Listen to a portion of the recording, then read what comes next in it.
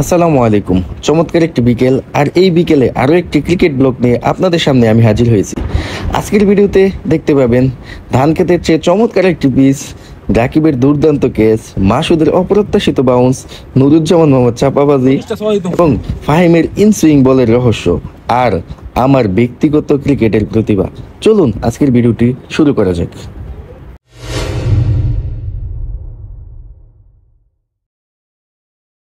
আমরা কিন্তু নলগাঁও উচ্চ বিদ্যালয় মাঠে চলে আসলাম আজকের ম্যাচটি খেলার জন্য।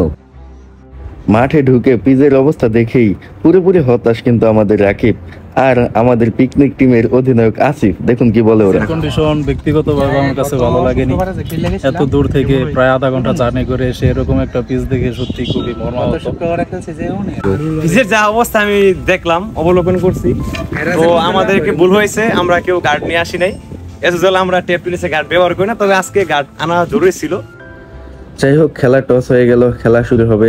আমি জানতামই আসিফ টসে হারবে, কারণ আমি যেই টিমে থাকি ওই টিম কিন্তু কখনোই টসে জিতে না। যাই হোক, খেলা শুরু হয়ে গেছে। নলগাঁও টসে জিতে ব্যাটিংয়ের সিদ্ধান্ত নিয়েছে।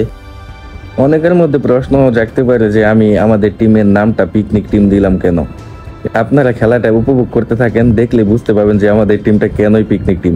এই দেখুন, প্রথমে একটা ক্যাচ, কি সহজ ক্যাচ, মাসুদ কি করলেন, এটা ক্যাচটা ফেলে দিলেন। বুঝতে পারলেন কেন পিকনিক টিম বললাম। এই যে একটা আউট হইলো, এই আউটটা কি হয়েছিল জানেন? এর আগের বলটা নো বল হয়েছিল। আর ফাহিমকে জীবন দেওয়া মানে নলগাঁও টিমের মধ্যে বিপদ ডেকে না। এই বলটি দেখেন, অত্যন্ত একটা চমৎকার শট ছিল। প্রথমে ভাবছিলাম এটা 6 হয়ে যাবে, কিন্তু নাইম ভাই কিন্তু অত্যন্ত চমৎকার একটি ক্যাচ ধরলেন। এদিকে বড় ভাই কিন্তু মাঠে চলে আসলেন নতুন ব্যাটসম্যান হিসাবে। দেখা যাক বড় ভাই কি করে আজকের ম্যাচের জন্য। এবার কিন্তু ফাহিম, আবারও ফাহিম, এবার কিন্তু ফাহিমের একটি দুর্দান্ত ক্যাচ লুফে নিলেন রাকিব। চমৎকার একটি ক্যাচ দিলেন রাকিব, যা বলার বাইরে। আমাদের পিকনিক টিমে যে এইরকম একটি কিপার আছে আমি কখনো চিন্তাই করিনি, ও যে এইরকম একটি ক্যাচ নিতে পারবে। যাই হোক, খেলার পিচের যে অবস্থা আপনারা দেখতেই পাচ্ছেন, যে বল কখন ব্যাটে আসবে আর কখন স্ট্যাম্পে লাগবে কেউই কিন্তু বুঝতে পারতেছিল না। আবারও একটি ক্যাচ, বড় ভাই কিন্তু আউট হয়ে গেলেন। নুরুজ্জামান আমার অসাধারণ একটি ক্যাচ। পিচের মধ্যে বল কেমন হচ্ছে আপনারা দেখতেই পাচ্ছেন। এক বল মাথার উপর দিয়ে চলে যায়, আর এক বল পায়ের নিচ দিয়ে চলে যায়। এবার কিন্তু একটি বল দেখেন থেমে গেল, বলটি অসাধারণ একটি শট ছিল। আবারও কিন্তু কিপার রাকিবের মিসফিল্ডিং। এভাবেই কিন্তু আমাদের পিকনিক টিমের যাত্রা চলছে। এবার কিন্তু রাকিবের অসাধারণ একটি রান আউটের ফাঁদে পড়লেন ব্যাটসম্যান। এবার কিন্তু ব্যাটসম্যান চালিয়েছেন অসাধারণ একটি শট, বল চলে গেল আম্পায়ারের মাথার উপর দিয়ে সীমানার বাইরে। অসাধারণ। আমাদের টিমের মাসুদ কিন্তু চমৎকার বল করে থাকেন। যখনই ধান ক্ষেতের মতো পিচ পায় তখন তো তার কথাই চলে না, কিন্তু যখন তার প্রশংসা করব তারপরে বলটাই কিন্তু 6 খাবে, এটাই তার নিয়ম। দেখেন এই বলটাই কিন্তু 6 খাইলো। পরে বল আবারও কিন্তু প্রশংসায় কিন্তু কাতর হয়ে যাচ্ছিল, উইকেট পাবে কিনা। মাসুদ কিন্তু উইকেট থেকে বঞ্চিত হয়ে গেল। সহজ একটি ক্যাচ মিস আমাদের পিকনিক টিমের। এবার কিন্তু আবারও চালিয়েছেন ব্যাটসম্যান, বল চলে গেল সীমানার বাইরে। এভাবেই চলছে আমাদের যাত্রা। আবারও একটি দুর্দান্ত শট, বল কোথায়? বল কিন্তু মাঠের বাইরে। যাই হোক, এদিকে খেলা কিন্তু এগিয়ে যাচ্ছে। ব্যাটসম্যান এবং বোলার সমান তালে লড়াই করে যাচ্ছে। অনেকের মধ্যে প্রশ্ন হতে পারে আমি নিজে কোথায়, আমাকে দেখা যাচ্ছে না কেন। আসলে আমি 3 ওভার পরেই মাঠ থেকে চলে আসি ভিডিও করার জন্য। আর আমি মাঠে থাকলেই কি আর না থাকলেই কি, দলের জন্য একটা বোঝা এখন মনে হচ্ছে। না পারি ব্যাটিং করতে, না পারি ভালো বোলিং করতে। মানে একটা সময় খুব ভালো খেলতাম, কিন্তু এখন দলের জন্য একটা বোঝা হয়ে দাঁড়াইছি। দেখেন আমাকে শেষ পর্যায়ে একটি ওভার দেওয়া হয়। চমৎকার বল করতে চাচ্ছিলাম কিন্তু হচ্ছিল না। আমি জানি আমি এত ভালো খেলি না, তাও একটি সুযোগ ছিল একটা উইকেট পাওয়ার জন্য। শাওন কিন্তু সেই সুযোগ থেকেও আমাকে বঞ্চিত করলো। সহজ একটি ক্যাচ কিন্তু সে মিস করলো, এতে করে আমি একটি উইকেট থেকে বঞ্চিত হলাম। আরও ভালো বল করার চেষ্টা করেছিলাম কিন্তু হচ্ছিল না। শাওনের ক্যাচ মিসের কারণে কিন্তু আরও একটি 6 আমাকে হজম করতে হয়েছে। যাই হোক, প্রথম ইনিংসে খেলা কিন্তু শেষ হয়ে গেল। নলগাঁও কিন্তু 155 রান করলো 15 ওভার থেকে। জয়ের জন্য আমাদের লক্ষ্যমাত্রা 156 রান।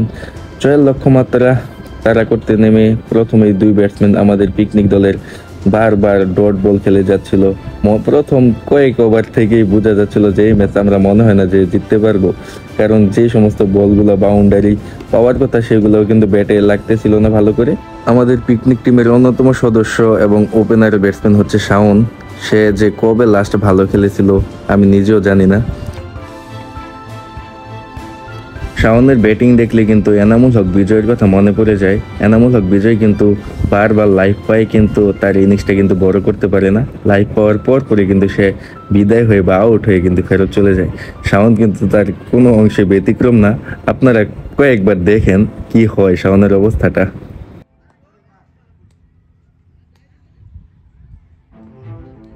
পরপর দুটি বলে দুটি লাইফ পাওয়ার পরই কিন্তু শাওন এর পরবর্তী বলেই কিন্তু আউট হয়ে হাসি মুখে মাঠ থেকে বিদায় নিচ্ছেন তিনি পেভিলিয়নের পথে।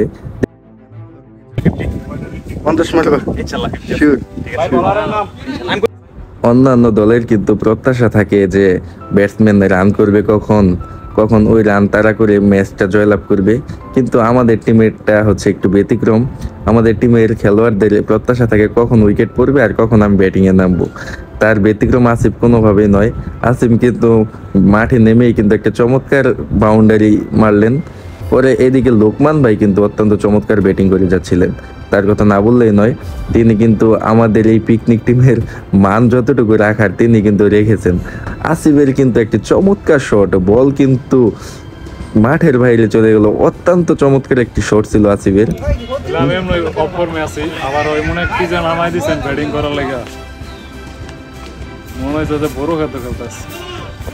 আসিফ কিন্তু অনেক প্রত্যাশা করেছিল যে আজকে 50টি রান তিনি করবেন, কিন্তু তার প্রত্যাশা কিন্তু ভেঙে গেল, তিনি কিন্তু আউট হয়ে গেলেন। এদিকে আমাদের পিকনিক টিমে খেলা চলছে, আর অপর দিকে বাইরে পিকনিক টিমের সদস্যরা লুডো খেলে সময় পার করতেছে। দেখেন ওইদিকে খেলা চলছে, ওরা লুডো খেলে, কি একটা অবস্থা।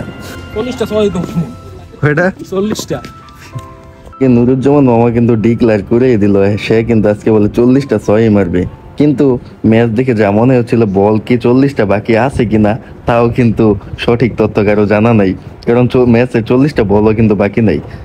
এদিকে লোকন ভাইয়ের কিন্তু অত্যন্ত চমৎকার একটি শট ছিল, দেখার মতো একটি শট এটা। নুরুজ্জামান মামার প্রথম ছক্কা, অত্যন্ত চমৎকার একটি শট ছিল এটি। কি মারতে পারবে আরো 39টি ছক্কা? কি মনে হয় আপনাদের? ভিডিওটি দেখতে থাকুন। অনেকের মধ্যে প্রশ্ন রাখতে পারে এখন পর্যন্ত আমি ব্যাটিংয়ে নামি নাই কেন। আসলে মেইন কথা হচ্ছে আমাকে কিন্তু কেউ ব্যাটিংয়ে নামতে দেয় না, আমাকে নামতে হয়। আমি জোর করে মাঝে মধ্যে নাইমা যাইগা, কারণ জানে যে আমি যদি নামি ম্যাচের একটা রেজাল্ট বের হয়ে যাবে, ম্যাচে হারের রেজাল্টটা বেশি হওয়ার সম্ভাবনাই থাকে আমি নামলে। খেলার এখন যে পরিস্থিতি, মনে হচ্ছিল না যে কোনোভাবে ম্যাচটি জয়লাভ করতে পারবো। তাই কি করব, যখন যে ম্যাচটা হারি, যে ম্যাচটা হারার সম্ভাবনা থাকে ওই ম্যাচটা কিন্তু আমাকে উপরে খেলতে দেয়। যাই হোক, আজকেও কিন্তু আমাকে উপরে খেলতে দিয়েছিল, সেটা না, আমি নিজেই ব্যাট নিয়ে মাঠে নেমে গেলাম, দেখি কি করতে পারি কিনা 2-1 6 মেরে সকলকে একটু উত্তেজনায় ভাসাতে। কিন্তু আমি নিজে অনেক চেষ্টা করে যাচ্ছিলাম, কোনোভাবেই ভালো করে ব্যাটে বলে হচ্ছিল না। এদিকে ফাহিমের এই বলের রহস্যটা কি, যদি কেউ জেনে থাকেন তাহলে অবশ্যই কমেন্টে জানাবেন।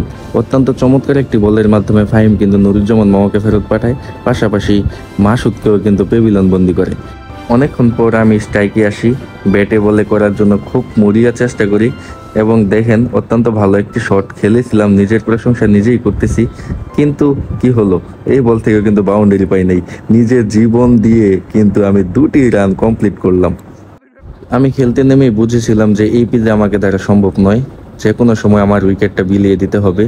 সেই মুহূর্তটা আসতে আর দেরি নয়। কি হলো, আমি দেখলাম বলটা ওয়াইড চলে যাচ্ছিল, কিন্তু বল কিভাবে আইসা স্ট্যাম্পে লাগলো আমি নিজেও বুঝতে পারলাম না। খেলা শেষ পর্যায়েও আমরা ম্যাচটি জয়লাভ করতে পারি নাই। আসলে আমরা খেলাটা উপভোগ করেছি, এটাই বড় কিছু। আমাদের যে ম্যাচ জিততে হবে সেটা বড় কোনো কথাই ছিল না। সবাই ভালো থাকবেন, আসসালামু আলাইকুম।